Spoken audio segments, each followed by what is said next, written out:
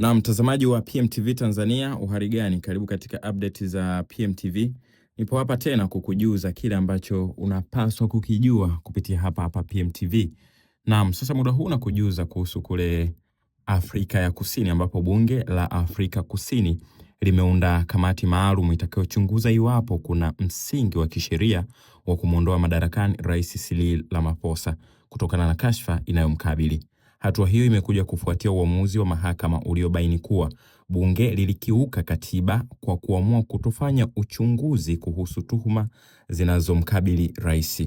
Kamati hiyo inaongozwa na Makashule Ghana na yenye wajumbe 30 itachunguza iwapo Ramaphosa alifanya makosa makubwa yanayoweza kuhalalisha kuondolewa kwake madarakani.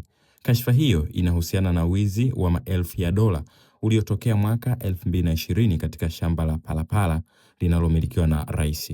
Wakosoaji wake wanadai kuwa fedha hizo zilihifadhiwa kwa njia isiyoeleweka na huenda zilikiuka sheria za kifedha. Mwaka 2022, jopo huru lililotathmini suala hilo lilisema kuwa kulikuwa na ushahidi wa awali unaoashiria kuwa rais huenda alikiuka wajibu wake wa kikatiba. Hata hivyo, Ramaphosa ameendelea kukanusha tuhuma hizo, akieleza fedha zilizoibwa zilitokana na biashara yake halali ya ufugaji na uuzaji wa ng'ombe. Nini maoni yako kwa kashfa hizi kwa rais wa taifa kubwa Afrika ya Kusini?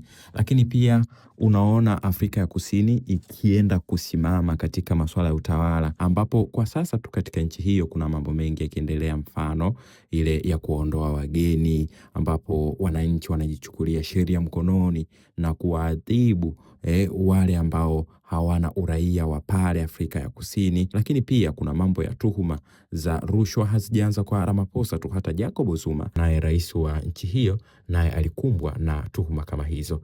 Nini maoni yako? Shiriki nasi kwenye comment. Asante.